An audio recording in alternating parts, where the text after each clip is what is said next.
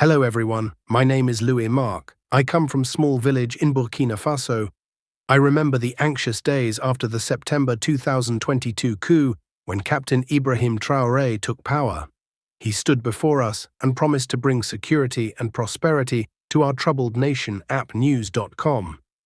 At first, many of us were skeptical, but soon small changes began to touch our everyday lives. I saw soldiers and officials working with fresh energy, and ordinary people whispering, "Maybe this time." By the end of that year, my fellow villagers and I started to believe in that promise. Fields of renewal and self-sufficiency. The first bright green tractors came into our fields like a dream. I still remember the day our village got a new John Deere ploughing our dusty maize field.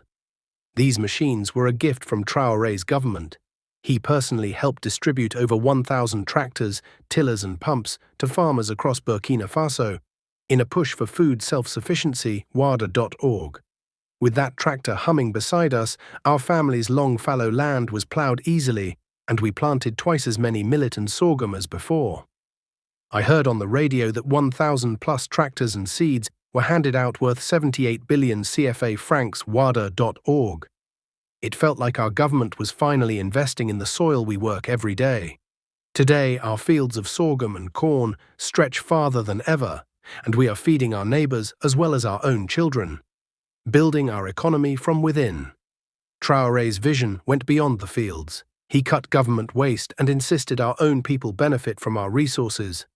I was proud to learn he returned to his captain's pay, cutting ministers' salaries by 30% while raising teachers' and nurses' pay. isafrica.org.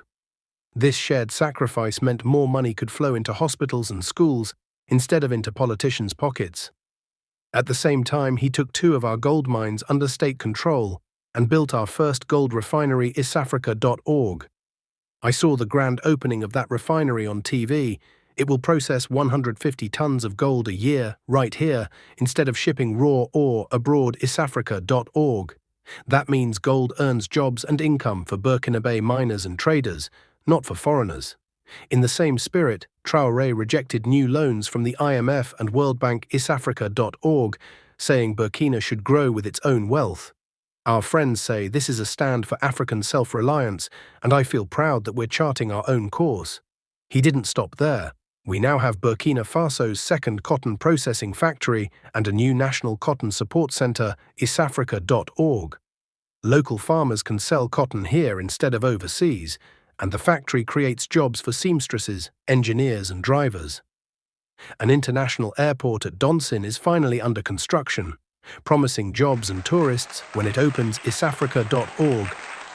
Every time I drive on the new paved road near my home, built by Traoré's administration, I remember that each project was meant to benefit ordinary people.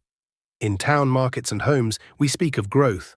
Our rice, millet and tomato yields have climbed, and simple factories are sprouting up.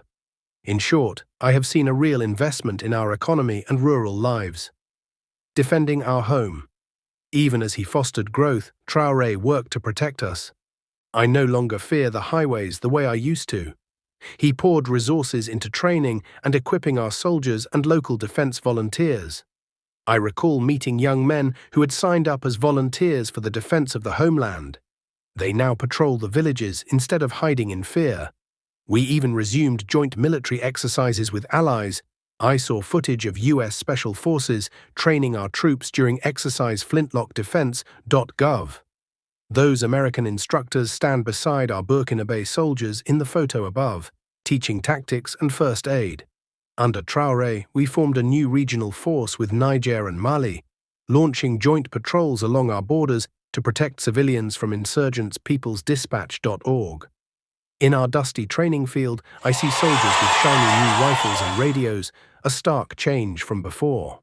Under President Traoré's orders, every platoon got equipment and vehicles that they lacked before, and wounds that used to close with tears now heal in hospitals. Clinics once abandoned are being restaffed as territory is reclaimed. Thanks to the new security budget and community defense program, I have courage to travel at night. Villagers even tell me they sleep more peacefully now. The improved security is a source of pride and relief for all of us, united in the Sahel and abroad. Traoré also believes in African unity. In February 2025, our three Sahelian armies raised a new flag in Ouagadougou, the flag of the Alliance of Sahel States, Burkina, Niger, Mali, alafrica.com. Today I'm here in this stage to sing for the good work he have done. This is